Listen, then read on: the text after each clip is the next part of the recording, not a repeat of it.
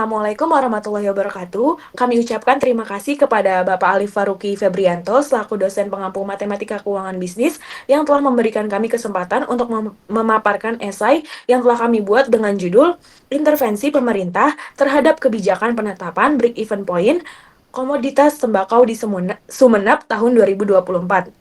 Sebelum kami memaparkan esai, izinkan kami untuk memperkenalkan diri terlebih dahulu.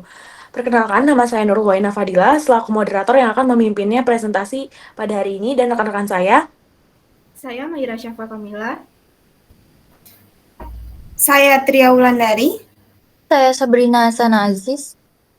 Baik, selanjutnya kita akan membahas tentang pendahuluan terlebih dahulu yang akan dibahas oleh saya dan Tria.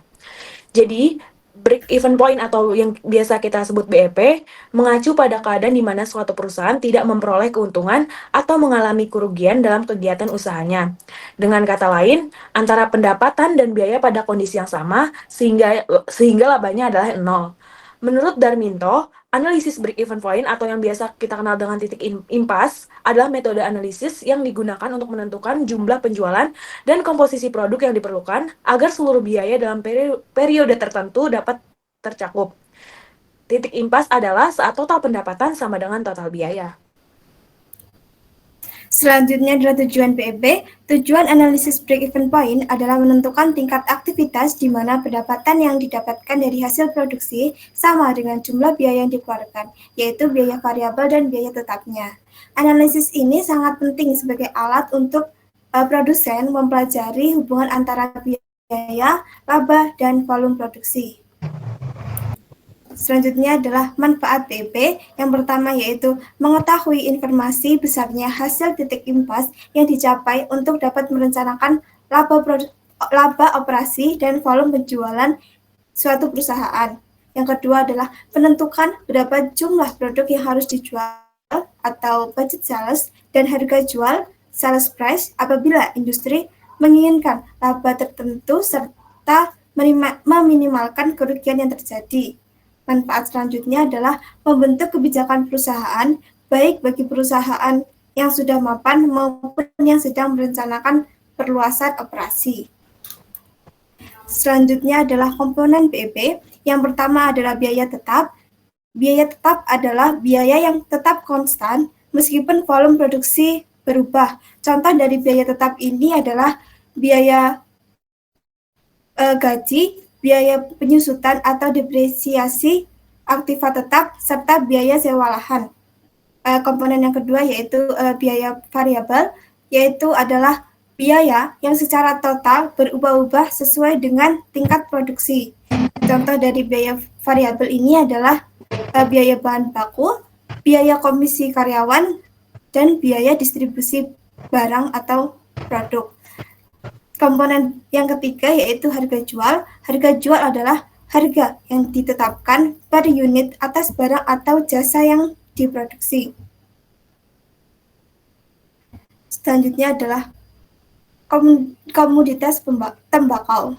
Usaha pertanian, terutama di sektor tembakau di Kabupaten Sumeneb, memerlukan pemahaman tentang break-even point atau BEP untuk menentukan harga terendah yang harus diterima petani agar biaya produksi tertutup. Sumeneb sebagai daerah penghasil tembakau terkemuka di Madura memiliki tembakau yang dikenal dengan aroma khas dan menjadi sumber pendapatan utama bagi petani. Sekitar 95.895 kepala keluarga terlibat dalam agribisnis tembakau di Madura, yang juga berkontribusi pada perekonomian lokal. Meskipun kualitas tembakau tahun ini baik, harga jual seringkali tidak memenuhi ongkos produksi, dan rantai pasok penjualan menjadi masalah karena banyak pengepul yang mengambil keuntungan berlebihan. Selanjutnya bagian isi yang akan dijelaskan oleh rekan saya Mahira dan Sabrina. Sesuai yang dijelaskan pada slide sebelumnya bahwa tembakau itu telah menjadi komoditas andalan bagi perekonomian Sumeneb selama bertahun-tahun. Nah, sebagai daerah penghasil tembakau, Sumeneb ini memiliki peran penting dalam keberlangsungan industri rokok di Indonesia. Namun saat ini petani tembakau mengalami tantangan yakni salah satunya terkait dengan harga jual tembakau yang seringkali di bawah biaya produksi. Oleh karena itu, intervensi pemerintah dalam menetapkan break-even point atau BEP untuk tembakau di Sumeneb penting untuk dilakukan sebagai upaya meningkatkan kesejahteraan petani dan menjaga keberlanjutan industri tembakau di daerah tersebut. Berdasarkan surat keputusan Bupati Sumeneb nomor 188 tentang titik impas, berikut adalah harga BEP tembakau untuk setiap jenis tembakau pada tahun 2024. Untuk jenis tembakau gunung,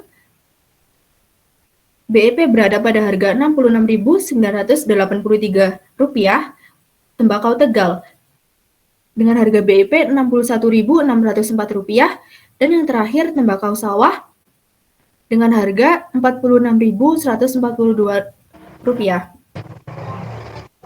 Dengan BEP yang telah ditetapkan oleh pemerintah ini, petani memiliki acuan harga jual minimum yang harus dicapai agar tidak mengalami kerugian. Untuk proses dalam menetapkan BEP ini sendiri dilakukan dengan melibatkan berbagai stakeholder, terutama perwakilan petani dan pedagang atau pengusaha tertentu. Dan perhitungan ini melibatkan berbagai komponen atau indikator ya kebutuhan produksi, diantaranya itu ada biaya tanam, pupuk, jasa kerja, dan proses panen. Melalui titik impas ini pula, petani dan pengusaha tembakau mengetahui bahwa dengan harga tersebut petani tidak rugi tetapi juga tidak untung, sebagaimana konsep BEP yang sudah dijelaskan pada slide sebelumnya. Jika harga jual tembakau berada di atas BEP yang telah ditetapkan oleh pemerintah, maka petani akan memperoleh keuntungan. Dan sebaliknya, jika harga jual berada di bawah BEP, maka petani akan mengalami kerugian. Tetapi meskipun BEP telah ditetapkan oleh pemerintah, pada kenyataannya harga jual tembakau dari petani itu masih di bawah BEP yang telah ditentukan.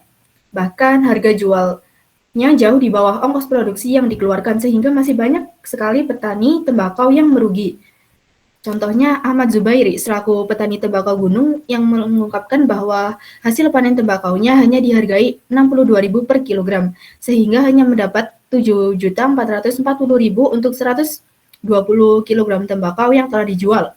Zubairi mengaku masih merugi dikarenakan modal yang ia keluarkan mencapai 10 juta. Harga jual tembakau gunung tersebut juga masih di bawah break-even point yang telah ditentukan oleh pemerintah Kabupaten Sumeneb, yakni Rp66.983 untuk tembakau gunung. Hal yang serupa juga dirasakan oleh petani tembakau yang lain, yakni Mariam. Ia mengaku bahwa saat ini tembakau gunungnya dibeli dengan harga jauh di bawah BEP, yakni sebesar Rp55.000 per kilogram.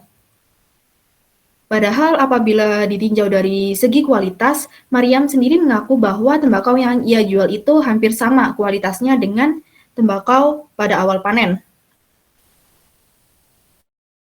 Faktor penyebab dari kasus berikut adalah yang pertama kecurangan pihak pengepul, yang kedua minimnya pengetahuan petani tentang BEP, yang ketiga kurangnya pengawasan dari pemerintah, dan yang keempat kebijakan yang kurang efektif. Menurut pandangan kami, dari yang pertama adalah kecurangan pihak pengepul, karena praktik pembelian oleh pengepul memungkinkan mereka untuk membeli tembakau dengan harga di bawah BEP yang telah ditetapkan. Pengepul dapat menekan harga beli yang menguntungkan bagi dirinya, dan para petani tidak memiliki banyak pilihan untuk menjual hasil panen mereka. Dan sedangkan yang kedua, minimnya pengetahuan petani tentang BEP.